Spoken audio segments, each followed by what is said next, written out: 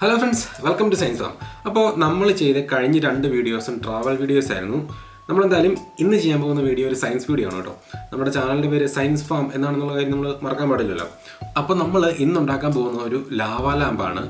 Actually lava ലാമ്പിനകത്ത് use ചെയ്തേക്കുന്ന ഒരു ലിക്വിഡിൻ്റെ formula ശരിക്കും ഒരു ട്രേഡ് സീക്രട്ടാണ്. അതുണ്ടാക്കുന്ന കമ്പനിക്കാർക്ക് മാത്രമേ അറിയത്തുള്ളൂ. അതുകൊണ്ട് നമ്മളിന്ന് ഉണ്ടാക്കാൻ പോകുന്നത് ഒരു ഇച്ചിരി ഡിഫറെൻ്റ് ആയിട്ടുള്ള ഒരു ചെറിയൊരു പമ്പൊക്കെ വെച്ച് വർക്ക് ചെയ്യുന്ന ഒരു ലാവാ ലാമ്പാണ്. ഓക്കെ, അപ്പോൾ അത് ഇങ്ങനെ ഇരിക്കും. അത്യാവശ്യം നല്ല ഹെവിയാണ് ഈ സാധനം. ഒരു 1-2 കിലോളം വെയിറ്റ് ഉണ്ട്, 2 കിലോ കൂടുതൽ വെയിറ്റ് ഉണ്ട്. ഓക്കെ, അപ്പോൾ ഇത് ഓണാക്കി ഞാൻ കാണിച്ചു തരാം.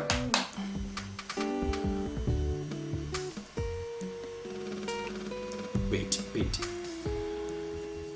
അപ്പോൾ ഒരുപാട് വലിയ ബബിൾസ് അല്ല പോകുന്നത്, പക്ഷെ എന്നാലും കാണാൻ നല്ല ഭംഗിയുള്ള ചെറിയ ബബിൾസ് നല്ല ഫ്രീക്വൻ്റ് ആയിട്ട് മുകളിലോട്ട് പോകുന്നുണ്ട്. മുകളിലോട്ട് മാത്രമേ പോകുള്ളൂ, തിരിച്ച് താഴോട്ട് പോകില്ല കേട്ടോ.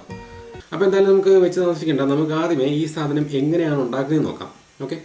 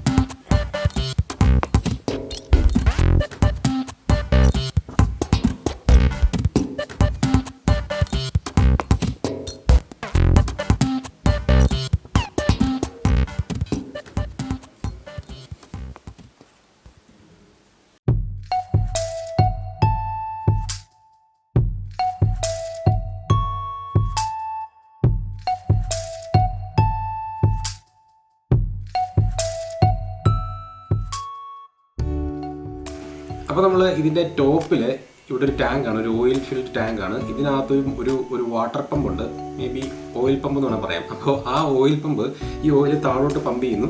എന്നിട്ട് ഈ താഴത്തെ ചേമ്പറിനകത്ത് വന്നിട്ട് ഈ ചെറിയൊരു ഹോളിനകത്തൂടെ തിരിച്ച് മേളിലോട്ട് ഈ ഓയിൽ കയറി പോവാണ്. അങ്ങനെ ഇങ്ങനെ പോയിട്ട് വീണ്ടും ഈ മേളിലുള്ള ടാങ്കിനകത്ത് വന്ന് ആ ഓയിൽ വന്ന് കയറും. ഇപ്പോൾ ഇതിലൊരു ഓട്ടയുണ്ട്. ഓക്കെ, അപ്പോൾ ആ ഒരു സൈക്കിൾ ഇങ്ങനെ അങ്ങനെ കണ്ടിന്യൂസ് ആയിട്ട് ഇങ്ങനെ പോയിക്കൊണ്ടിരിക്കും. അതുകൊണ്ട് തന്നെ താഴോട്ട് ബബിൾസ് പോകില്ല, മേളിലോട്ട് മാത്രം ബബിൾസ് പോകുന്ന ഒരു ലാവ ലാമ്പാണ് കേട്ടത്.